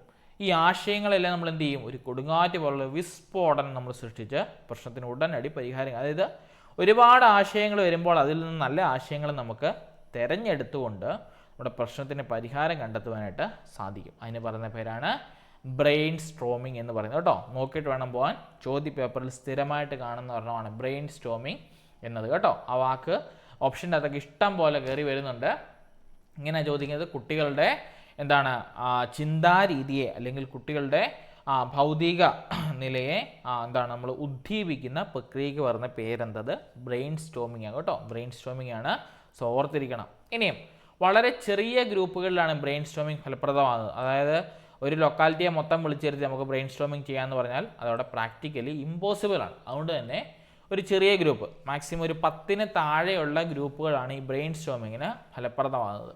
അതായത് നമ്മുടെ ഈ ടെക്സ്റ്റ് ബുക്കൊക്കെ ഉണ്ടാക്കുന്ന കമ്മിറ്റി ഇല്ലേ, SCRT, NCERT അതുപോലെയുള്ള BRC ലെവലിൽ നിന്നും അതുപോലെ തന്നെ ഡയറ്റ് ലെവലിൽ നിന്നും ഒക്കെ സെലക്റ്റഡ് ആയിട്ടുള്ള ടീച്ചേഴ്സിനെ സെലക്ട് ചെയ്തുകൊണ്ട് എന്ത് ചെയ്യും, അവിടെ ഒരു ബ്രെയിൻ സ്റ്റോമിങ് നടത്തും. എന്തിനാണെന്ന് വെച്ചാൽ കുട്ടികളിൽ എങ്ങനെ പുതിയ കാര്യങ്ങൾ നമ്മൾ എന്ത് ചെയ്യണം, ഡെവലപ്പ് ചെയ്യണം. അവിടെയൊക്കെ വരുന്നത് ബ്രെയിൻ സ്റ്റോമിങ് ആണ് കേട്ടോ. പിന്നെ ബ്രെയിൻ സ്റ്റോമിങ് എന്ന പദം ആദ്യമേ ഉപയോഗിച്ചതാരാണ്? അലക്സ് ആഫിഗ്നി ഓസ്ബോൺ കേട്ടോ. ആ പേര് ഒന്ന് ഓർത്തിരിക്കുക നല്ലതാണ്. ഇതുവരെ ചോദിച്ചിട്ടില്ല, എന്നാൽ പോലും ഇനി ചോദിച്ചുകൂടുന്നില്ല. കാരണം അപ്ഡേറ്റ് ആയിട്ടുള്ള ക്വസ്റ്റ്യൻ പേപ്പർ എല്ലാം തന്നെ ഈ ബ്രെയിൻ സ്റ്റോമിങ്ങിനെ പറ്റി ചോദിക്കുന്നുണ്ട്. അതുകൊണ്ട് തന്നെ അലക്സ് ഫിഗ്നി ഓസ്ബോൺ എന്ന് ഓർത്തിരുന്നു കേട്ടോ. ബ്രെയിൻ സ്റ്റോമിങ് എന്ന പദം ആദ്യമായിട്ട് ഉപയോഗിച്ചത്. അപ്പം ബ്രെയിൻ സ്റ്റോമിങ് എന്ന് പറഞ്ഞാൽ ഇത്രയേ ഉള്ളൂ. ഒരു 10 താഴെ അടങ്ങുന്ന ഒരു ഗ്രൂപ്പ് ആൾക്കാരിരുന്ന് അവരുടെ ചിന്താരീതിയെ ഉദ്ദീപിച്ചുകൊണ്ട് എന്ത് ചെയ്യും, ആശയങ്ങളെ കൈവരിക്കും. എന്നിട്ട് ഉണ്ടായ പ്രശ്നത്തിനൊരു ഉടനടി പരിഹാരം കണ്ടെത്തുന്ന രീതിയാണ് ബ്രെയിൻ സ്റ്റോമിങ് എന്ന് പറയുന്നത് കേട്ടോ. അടുത്താണ് ബസ് ഗ്രൂപ്പുകൾ അഥവാ ബസ് സെക്ഷൻസ്. എന്താണ്? പ്രത്യേക ആസൂത്രണമൊന്നും കൂടാതെ തിരക്കിട്ട സംഘചർച്ചകളിലൂടെ സംഘടിപ്പിക്കുന്ന അടിയന്തര രോഗമാണ് ബസ് ഗ്രൂപ്പുകൾ. അതായത് ഇപ്പം ടീച്ചർമാരൊക്കെ സ്കൂളിൽ മീറ്റിംഗ് കൂടത്തില്ലേ, വാടാ നമുക്ക് 1-ാം തീയതി അല്ലെങ്കിൽ ക്രിസ്മസ് പരിപാടി എങ്ങനെ നടത്തണം എന്നൊക്കെ ചോദിച്ചാൽ അതൊരു പ്രത്യേക ബസ് ഗ്രൂപ്പിങ്. പെട്ടെന്നല്ലായിരുന്നു ഗ്രൂപ്പായത് കണ്ടോ. പ്രത്യേക ആസൂത്രണമൊന്നുമില്ല, എന്തെങ്കിലുമൊക്കെ പരിപാടി നടത്തിയാൽ മതി. അതുകൊണ്ട് തന്നെ 1-ാം ക്ലാസ്സുകാർ അത് ചെയ്യും, 2-ാം ക്ലാസ്സുകാർ ഇത് ചെയ്യും, 3 അത് ചെയ്യും, 4 അത് ചെയ്യും, 5 അത് ചെയ്യും, UP അത് ചെയ്യും, ഹയർ സെക്കൻഡറി അങ്ങനെ ചെയ്യും, ഹൈസ്കൂൾ ഇങ്ങനെ ചെയ്യും. അങ്ങനെ വന്നാൽ ഒരു ബസ് ഗ്രൂപ്പിംഗ് കണ്ടോ. അതായത് ഒരു ആസൂത്രണമില്ല, പക്ഷേ തിരക്കിട്ട സംഘചർച്ചയിലൂടെ സംഘടിപ്പിക്കുന്ന അടിയന്തര രോഗം. ഇപ്പം നമുക്കിപ്പം സെക്കൻഡ് ടൈം പരീക്ഷ വരുന്നു, അല്ലെങ്കിൽ ഇപ്പം നമുക്ക് വരാൻ പോകുന്ന എന്തെങ്കിലും ദിനാചരണങ്ങൾ നടത്തണം, അതിലെന്തൊക്കെ ചെയ്യും? ഇതൊന്നും പ്രത്യേകിച്ച് നമുക്ക് ആസൂത്രണമൊന്നും വേണ്ട അല്ലേ? 4-5 പേര് നമ്മൾ ടീച്ചർമാർ കൂടിയിരുന്നാൽ തന്നെ നമുക്ക് അവിടെ ഐഡിയ കിട്ടും. നമ്മൾ കഴിഞ്ഞ പോലെ അങ്ങനെയല്ലേ ചെയ്തേ? അപ്പോൾ ഈ കൊല്ലം ഇങ്ങനെ എന്ത് ചെയ്താലോ എന്നൊക്കെ ചോദിക്കുമ്പോൾ നമ്മൾ എന്ത് ചെയ്യും? ഒരു അടിയന്തര രോഗം വിളിച്ചു കൂട്ടിയത് നമ്മൾ ബസ് ഗ്രൂപ്പിംഗ് നടത്തും കേട്ടോ. നമ്മൾ അങ്ങനെ വിളിച്ചു കൂട്ടുന്ന പേരാണ് ബസ് ഗ്രൂപ്പിംഗ് കേട്ടോ. ഇനി വിദ്യാർത്ഥികളിൽ ആശയ ആവിഷ്കരണ പാടവം, പ്രശ്നപരിഹാര നൈപുണ്യം, ക്രിയാത്മക ചിന്ത എന്നിവ വളർത്താൻ സഹായിക്കുന്നത് ബസ് ഗ്രൂപ്പിംഗ് ആണ്. കാരണം ഈ ബസ് ഗ്രൂപ്പിൻ്റെ പ്രത്യേകത എന്താ? ഒരു കാര്യങ്ങളും മുൻകൂട്ടി പ്ലാൻ ചെയ്യേണ്ടതായിട്ടില്ല അല്ലേ? വന്നിരിക്കുക, കാര്യങ്ങൾ തീരുമാനിക്കുക, എണ്ണീറ്റ് പോവുക. അതായത് വളരെ കൂൾ പ്രോസസ്സാണ്. അതുകൊണ്ട് തന്നെ ഇപ്പം നമ്മൾ പറയുകയാണ്, നിങ്ങൾക്കാണെങ്കിലും ടെൻഷനില്ല. ഇപ്പം നാളെ നിങ്ങളോട് ഒരാളുടെ ക്ലാസ് എടുക്കണമെന്ന് പറയാം. ഇപ്പം ഞാൻ പറയുവാണ്, നാളെ ഞാൻ ക്ലാസ് എടുക്കുന്നില്ല, പകരം 5 മേക്കയോ ക്ലാസ് എടുത്തോളാൻ പറഞ്ഞ് നിങ്ങൾക്കൊരു ക്ലാസ് ഇട്ട് തരിക. അങ്ങനെയാണെങ്കിൽ നിങ്ങൾക്ക് ഇന്ന് രാത്രി നാളെ രാത്രി ഈ സമയം വരെ നിങ്ങൾക്ക് ചുമ്മാ ഇരിക്കാൻ പറ്റുമോ? ടെൻഷൻ ആയിരിക്കത്തില്ലേ? അയ്യോ എങ്ങനെ ആയിരിക്കും, അത് നടക്കുമോ, ഇത് നടക്കുമോ, ആൾക്കാരെന്നെ വിചാരിക്കുക, സംശയം ചോദിച്ചാൽ ഞാൻ പെട്ടില്ലേ എന്നൊക്കെ പറഞ്ഞുള്ള ചിന്താരീതി നമ്മുടെ മനസ്സിലൂടെ കടന്നു പോകും. ശരിയല്ലേ? എന്ന് പറഞ്ഞ പോലെ ബസ് ഗ്രൂപ്പിംഗ് ആണെങ്കിൽ കുഴപ്പമൊന്നുമില്ല. കാരണം നമുക്ക് എന്ത് വേണേൽ വിളിച്ച് പറയാം. കാരണം അവിടെ ആരും നമ്മളെ വിലയിരുത്തുവാനോ അല്ലെങ്കിൽ നമ്മുടെ നീ പറഞ്ഞത് തെറ്റാണെന്ന് പറയാനോ അല്ലെങ്കിൽ കൈയടിക്കാനോ ഒന്നും ആരും നിൽക്കത്തില്ല. പകരം എന്താ ചെയ്യുന്നത്? നമ്മളിലുണ്ടാകുന്ന ആശയങ്ങളും അതുപോലെ തന്നെ നമ്മളിലുള്ള പ്രശ്നപരിഹരണ ശേഷികളൊക്കെ നമ്മൾ അങ്ങനെ ചെയ്താൽ ശരിയാകത്തില്ല, ഇങ്ങനെ ചെയ്ത് നോക്കിയാൽ നല്ലതായിരിക്കത്തില്ല എന്നൊക്കെ നമ്മുടെ ഒപ്പീനിയനൊക്കെ നമുക്ക് ഇങ്ങനെ പറയാം. അപ്പോൾ ഈ ബസ് ഗ്രൂപ്പിങ്ങിൻ്റെ അകത്ത് അങ്ങനെ ചെയ്യുമ്പോൾ അവരിൽ എന്ത് ചെയ്യും? വിദ്യാർത്ഥികളിൽ ഈ ആശയാവിഷ്കരണ പാഠവും പ്രശ്നപരിഹരണ നൈപുണ്യവും ക്രിയാത്മക ചിന്തയും ഒക്കെ വളർത്തുവാൻ സഹായിക്കുന്നതാണ് ഈ പറഞ്ഞ ബസ് ഗ്രൂപ്പിംഗ്. പിന്നെ അധ്യാപകർ പാഠ്യപദ്ധതിയുടെ ഭാഗമായി സംഘടിപ്പിക്കുന്ന ചർച്ചകളിൽ ആനുകാലിക പ്രശ്നങ്ങളും മറ്റും ഉൾപ്പെടുത്തിയ സന്ദർഭങ്ങളെ പരമാവധി പ്രയോജനപ്പെടുത്തുന്ന പോകുന്ന രീതി കൂടിയാണ് ബസ് ഗ്രൂപ്പിംഗ്. അതായത് നമ്മുടെ പാഠ്യപദ്ധതിയുടെ ഭാഗമാണ് നമ്മളിപ്പം ഫയർ ആൻഡ് സേഫ്റ്റിയെ പറ്റി പഠിപ്പിക്കുക, അല്ലെങ്കിൽ നമുക്കിപ്പം LP UP തലങ്ങളിൽ പഠിക്കാനായിട്ടല്ല നമ്മുടെ ഫസ്റ്റ് എയ്ഡുകൾ അല്ലേ, ഇതിനെപ്പറ്റിയൊക്കെ നമ്മൾ പഠിപ്പിക്കുമ്പോൾ നമ്മളിപ്പോൾ പറയുക, ഇപ്പോൾ നമ്മുടെ കാറിനകത്ത് അകപ്പെട്ട് ഒരു മനുഷ്യൻ കിടക്കുവാണെങ്കിൽ, അല്ലെങ്കിൽ നിങ്ങൾ വഴിക്കൂടി നടന്നു പോകുമ്പോൾ ഒരു സ്ത്രീ ഈ ഫിറ്റ്സ് വന്ന് വീണു, നിങ്ങൾ എന്ത് ചെയ്യും? നമുക്കറിയാം, താക്കോലോ അങ്ങനെയുള്ള കൂട്ടം വല്ല പിടിപ്പിച്ചാൽ മതി. അതിനെപ്പറ്റിയുള്ള ഗ്രാഹ്യം കുട്ടികൾക്ക് ഉണ്ടായിരിക്കണം അല്ലേ? അപ്പം ഇങ്ങനെ ഈ പാഠ്യപദ്ധതിയുടെ ഭാഗമായിട്ട് നമ്മുടെ ആനുകാലിക പ്രശ്നങ്ങൾ, നമ്മൾ നേരിടുന്ന എന്തെങ്കിലുമൊക്കെ പ്രശ്നങ്ങൾ, സന്ദർഭങ്ങളെ നമ്മൾ ഉൾപ്പെടുത്തിക്കൊണ്ട് നമ്മളതിനെപ്പറ്റി പ്രയോജനപ്പെടുന്ന രീതിക്ക് പറയുന്ന പേരാണ് ബസ് ഗ്രൂപ്പിംഗ്. അപ്പോൾ ഓർത്തിരിക്കണം, നമ്മൾ കുട്ടികളെ ഗ്രൂപ്പാക്കുമ്പോൾ ബസ് ഗ്രൂപ്പിംഗ് നടക്കുന്നത് ഏറ്റവും നല്ലത്. കാരണം അവരിൽ ഞാൻ പറഞ്ഞില്ലേ, ഒരു എന്നാ പറയുന്നത്, ഒരു പേടി വെച്ചുള്ളൊരു മെൻറ്റാലിറ്റി അവരിലുണ്ടാകത്തില്ല. ഇപ്പം ഇന്നത് നീ ചെയ്തുകൊണ്ട് വരണമെന്ന് പറഞ്ഞാൽ ഒരു പ്രിപ്പയർ ആവാനുള്ള സമയം നീണ്ടാത്തില്ല. അവർക്ക് അപ്പം തോന്നുന്ന ആശയങ്ങൾ അവർ പറയുക, അതിനെ വിലയിരുത്തുക, ശരിയെന്നുണ്ടെങ്കിൽ മുമ്പോട്ട് പോവുക, തെറ്റാന്നുണ്ടെങ്കിൽ അവിടെ തന്നെ അവഗണിച്ച് കളയുക. അതാണ് അവിടെ നടക്കുന്ന പരിപാടി. അപ്പം അതൊരു നല്ല പരിപാടിയാണ്, ക്ലാസ് മുറിയിലൊക്കെ നടത്താൻ പറയുന്നത് കേട്ടോ. നടത്താൻ പറ്റുന്ന ഒരു പരിപാടിയാണ് ഈ ബസ് ഗ്രൂപ്പിംഗ്. അത് നമ്മൾ ക്ലാസ് മുറിയിൽ ചെയ്യുന്നതും. പക്ഷേ ഇപ്പോൾ ഒരു ടോപ്പിക്ക് കൊടുത്തിട്ട് നമ്മൾ കുട്ടികളോട് പറയാം, നിങ്ങളൊരു ഗ്രൂപ്പായിട്ട് ആലോചിക്കാൻ പറഞ്ഞാൽ അവർക്ക് തന്നെ ഒരു ഗ്രൂപ്പ് വേണം, അതിനകത്ത് തന്നെ ആലോചിക്കുമ്പോൾ അവർക്കൊരു ഉത്തരങ്ങൾ കിട്ടും കേട്ടോ. അടുത്താണ് സിമ്പോസിയം. ഇത് നോക്കണം, പരീക്ഷയ്ക്ക് ചോദിക്കുന്നതാണ്. സിമ്പോസിയം എന്താണെന്ന് നോക്കിയേ. 2 അതിലധികമോ വ്യക്തികൾ പ്രബന്ധം തയ്യാറാക്കി ഓരോരുത്തർക്കും അവരുടെ വീക്ഷണകോണിൽ നിന്ന് വിഷയം അവതരിപ്പിക്കുന്നതാണ് സിമ്പോസിയം.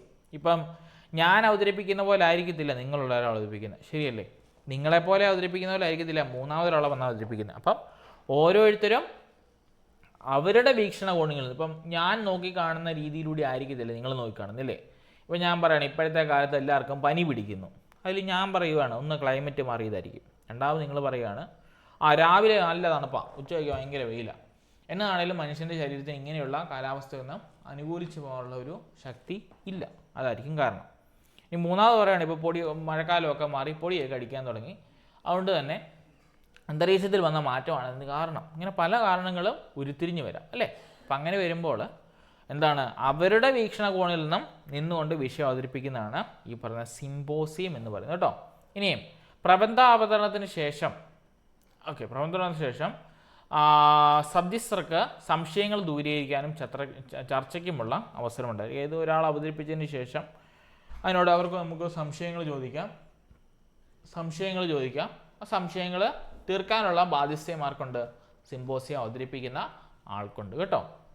അടുത്താണ് വർക്ക്ഷോപ്പ് എന്ന് പറയുന്നത്. എന്താണ് വർക്ക്ഷോപ്പ്? ഒരു നൂതന രീതിയാണ്. പ്രത്യേക വിഷയത്തെപ്പറ്റി പ്രബന്ധങ്ങൾ അവതരിപ്പിക്കുകയോ പ്രസംഗം നടത്തുകയോ വായിക്കുകയോ ചെയ്യുന്നതാണ് വർക്ക്ഷോപ്പ് കൊണ്ട് ഉദ്ദേശിക്കുന്നത്.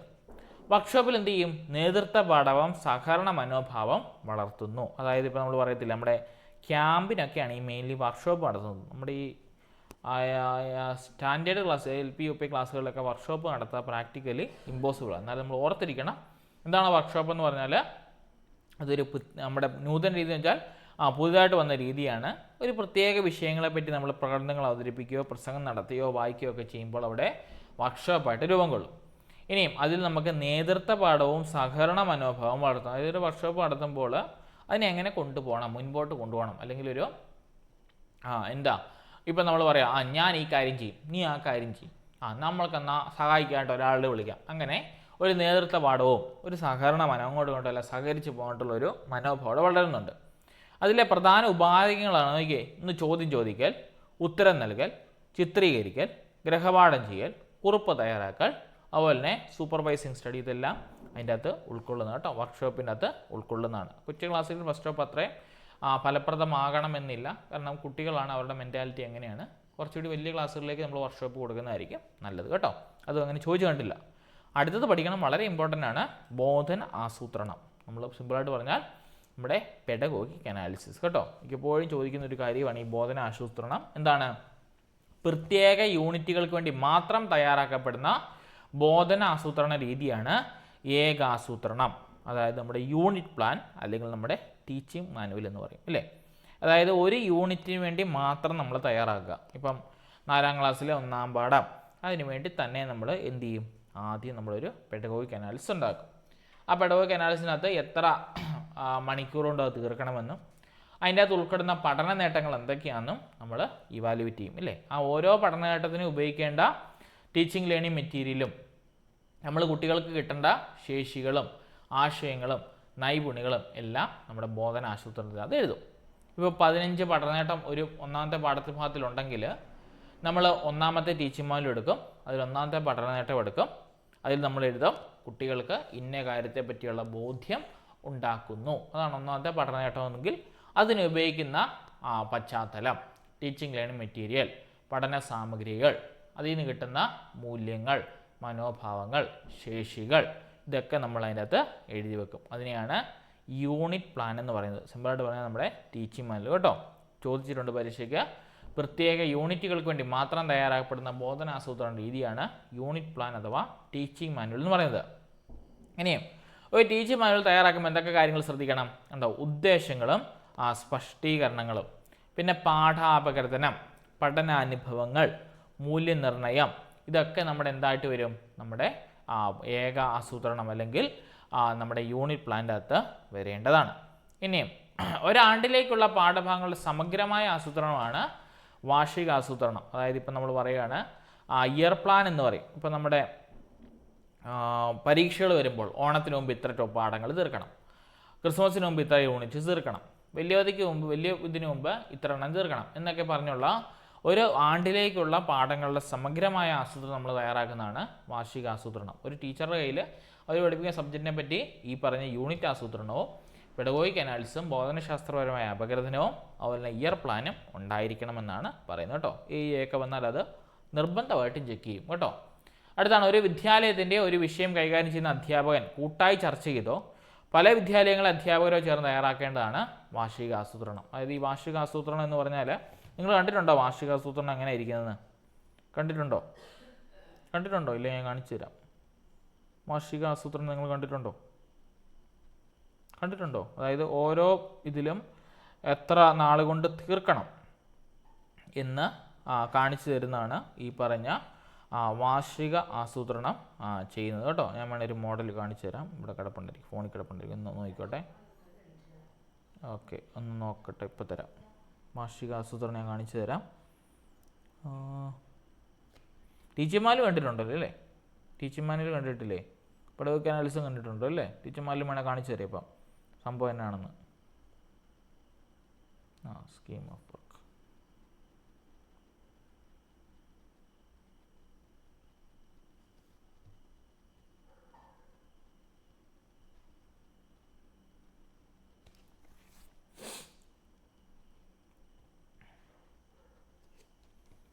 ഓക്കെ,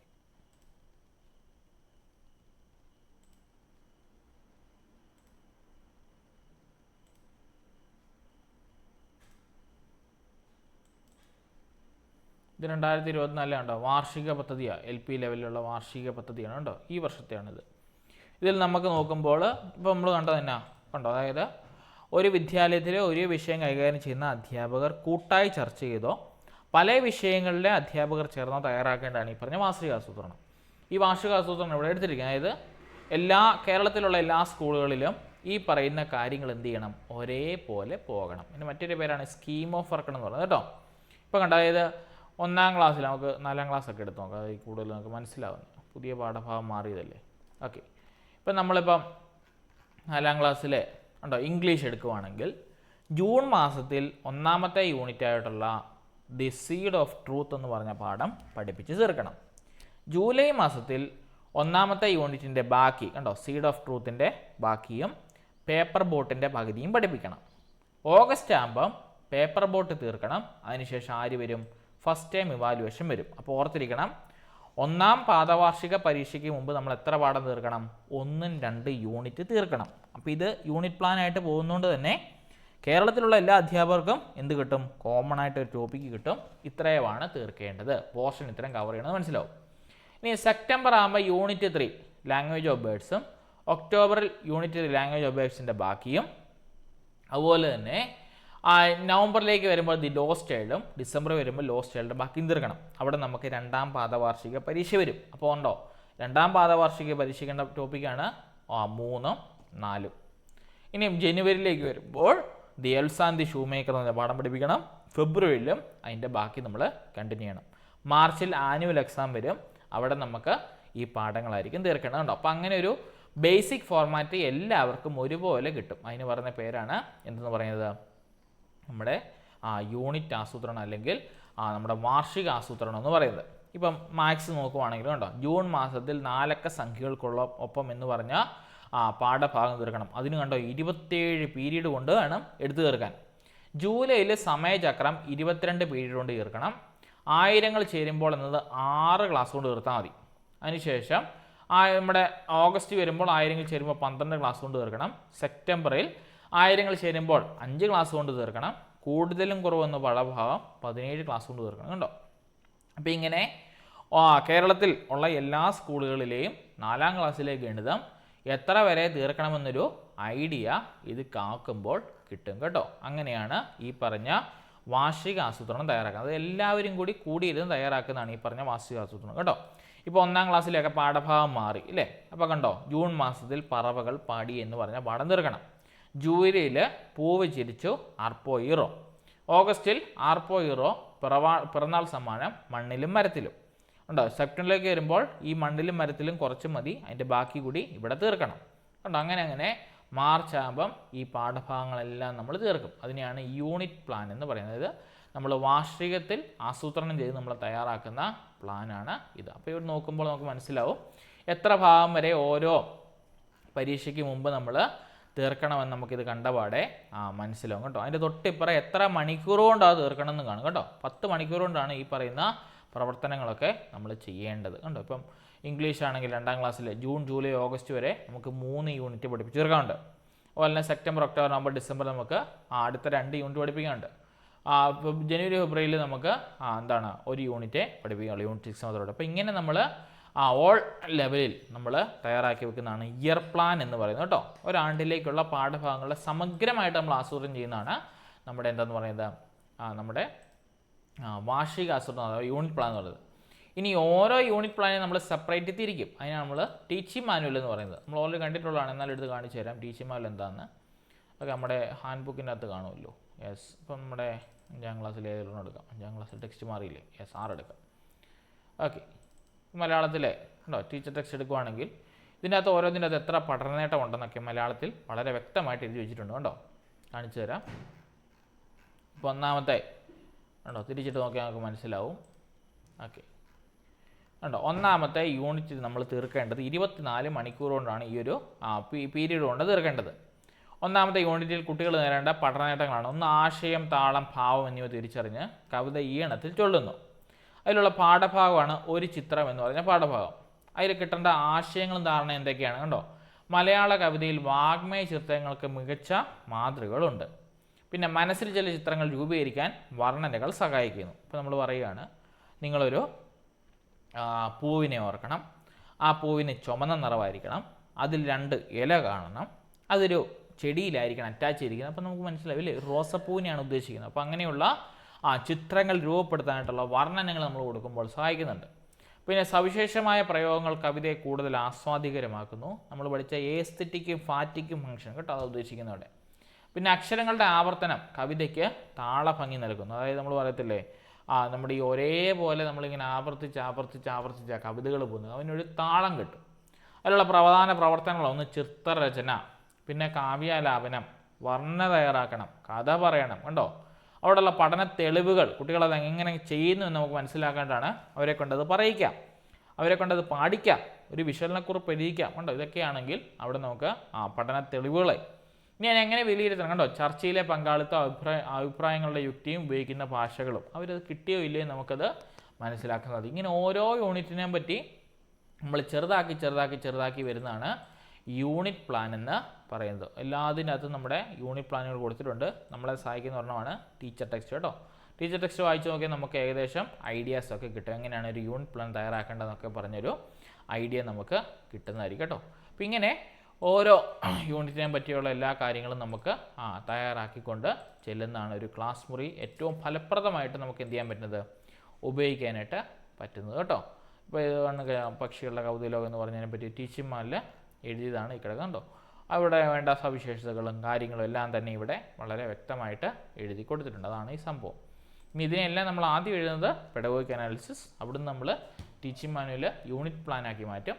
അതിനെല്ലാം കൂടി കൂട്ടി കേരളത്തിലുള്ള എല്ലാ സ്കൂളുകളും അല്ലെങ്കിൽ അധ്യാപകരെല്ലാം കൂടി കൂട്ടച്ചേർന്ന് തയ്യാറാക്കുന്നതാണ് ഇയർ പ്ലാൻ കേട്ടോ. ഇയർ പ്ലാൻ നോക്കിയാണ് നമ്മൾ സിലബസുകൾ തീരുമാനിക്കുന്നത്, എത്രമാത്രം പഠിപ്പിക്കണം, അഥവാ സ്കീം ഓഫ് വർക്ക് എന്ന് പറയും കേട്ടോ. ആ ഒരു കാര്യം നോക്കിയാൽ നമ്മൾ ഇത്രമാത്രം പാഠഭാഗങ്ങൾ ഇന്ന കാലയളവിനുള്ളിൽ തീർക്കണമെന്നൊക്കെ നമ്മൾ നോക്കുന്നത് കേട്ടോ. അപ്പോൾ ആ കാര്യം നമ്മൾ നോക്കി മനസ്സിലാക്കണം. ഇതാണ് ഇവിടെ പഠിച്ചത്. അപ്പോൾ ഇന്നത്തെ ക്ലാസ്സിൽ നമ്മൾ ഓർത്തിരിക്കണം, ഇന്ന് നമ്മൾ പഠിച്ചത് എന്തൊക്കെയായിരുന്നു, നമ്മുടെ ക്ലാസ് മുറിയിൽ നമ്മൾ നടത്തുന്ന പഠന പ്രക്രിയകൾ ഏതൊക്കെയാണ്. അപ്പോൾ പഠനം എന്ന് പറഞ്ഞ വാക്കിൻ്റെ അർത്ഥം തന്നെ എന്താണ്, കുട്ടികളിലൊരു വ്യവഹാര മാറ്റം ഉണ്ടാക്കുക, അതായത് കുട്ടികളിലൊരു പെരുമാറ്റം അല്ലെങ്കിൽ കുട്ടികളുടെ ബിഹേവിയറിൽ നമ്മൾ വരുത്തുന്ന മാറ്റത്തിന് പറയുന്ന പേരാണ് വ്യവഹാര മാറ്റം എന്ന് ഉദ്ദേശിക്കുന്നത്. അതിൽ നമ്മൾ ചെയ്യേണ്ട പ്രവർത്തനങ്ങളും കുട്ടികളെ നമ്മൾ ഓരോ കാര്യങ്ങൾ പഠിപ്പിക്കാൻ ചെയ്യേണ്ട മാർഗ്ഗങ്ങളുമാണ് ഇന്നത്തിനകത്ത് കണ്ടത് കേട്ടോ. മിനിമം ഒരു സബ്ജക്റ്റ് തന്നെ, ഇപ്പോൾ psychology, English, maths, Malayalam, social എന്നില്ല സബ്ജക്റ്റുകളിൽ നിന്നും 2 ക്വസ്റ്റ്യൻ ഇവിടുന്ന് ഷുവറായിട്ട് ചോദിക്കും കേട്ടോ. ഒരു അധ്യാപകൻ ക്ലാസ്സിൽ എങ്ങനെ ആയിരിക്കണം എന്ന് ചെക്ക് ചെയ്യുന്ന പെഡഗോഗിക്കൽ ബേസ്ഡ് ചോദ്യങ്ങളാണ് ഇവിടെ ചോദിക്കുന്നത്. അതുകൊണ്ട് തന്നെ നോക്കിയിട്ട് വേണം പോകാൻ. ഇവിടുന്ന് ചോദ്യങ്ങൾ ഷുവറാണ് കേട്ടോ, ഒഴിച്ചുകൂടാൻ പറ്റാത്ത ടോപ്പിക്കാണ്. അതുകൊണ്ട് തന്നെ ഇത് ഷുവറാണ് കേട്ടോ. ഇവിടുന്ന് ചോദ്യം കേട്ടോ. എൻ്റെ PDF ഞാൻ ഗ്രൂപ്പിൽ ഇട്ട് തന്നേക്കാം, അത് നിങ്ങൾ വായിച്ച് മനസ്സിലാക്കണം കേട്ടോ. യെസ്, അപ്പോൾ അങ്ങനെയാണെങ്കിൽ റെക്കോർഡ് ക്ലാസ്സുകൾ വരുന്നുണ്ട്. പഴയ ക്വസ്റ്റ്യൻ പേപ്പേഴ്സാണ് നിങ്ങൾക്ക് വരുന്നത്, അത് കാണണം കേട്ടോ. അത് കണ്ട് മനസ്സിലാക്കണം. ഡൗട്ട്സ് ഉണ്ടെങ്കിൽ ചോദിക്കണം. കുറേ പേരൊക്കെ ചോദിക്കുന്നുണ്ട്, വളരെ സന്തോഷം. എന്നാലും പഠിക്കാതെ കാണാതെ ഇരിക്കുന്ന കുറേ പേരുണ്ട്. 16 ദിവസമേ പരീക്ഷയ്ക്കുള്ളൂ കേട്ടോ. ആ ഒരു ബോധ്യമുണ്ടാകുന്നത് നല്ലതാണ് കേട്ടോ. യെസ്, അപ്പോൾ എൻ്റെ PDF ഞാൻ ഗ്രൂപ്പിൽ ഇട്ടിട്ടുണ്ട്, ജസ്റ്റ് അതൊന്ന് വായിച്ച് നോക്കുക. എന്തെങ്കിലും സംശയം ഉണ്ടെങ്കിൽ ചോദിക്കുക കേട്ടോ. വളരെ എളുപ്പമുള്ള ടോപ്പിക്കാണ്, പക്ഷേ കൺഫ്യൂസിങ് ആണ്. പല ഓപ്ഷൻസ് നമുക്ക് കാണുമ്പോൾ മിക്കപ്പോഴും കൺഫ്യൂഷൻ ആകുന്ന ഒരു ടോപ്പിക് കൂടിയാണിത്. അതുകൊണ്ട് തന്നെ എന്ത് ചെയ്യണം, വായിച്ച് ഒന്ന് മനസ്സിരുത്തി വായിച്ചിട്ട് വേണം പോകാനായിട്ട്. മിനിമം ഒരു 4 അല്ലെങ്കിൽ 5 മാർക്കിനുള്ള ചോദ്യം ഈ ടോപ്പിക്കിൽ നിന്നുണ്ട് കേട്ടോ. യെസ്, അപ്പോൾ അങ്ങനെയാണെങ്കിൽ പഠിക്കുക, സമയം തീരെ കളയാനില്ല, അതുകൊണ്ട് തന്നെ മാക്സിമം പഠിക്കുക കേട്ടോ. യെസ്, അപ്പോൾ താങ്ക് യു. നമുക്ക് നാളെ വൈകിട്ട് കാണാം കേട്ടോ. യെസ്.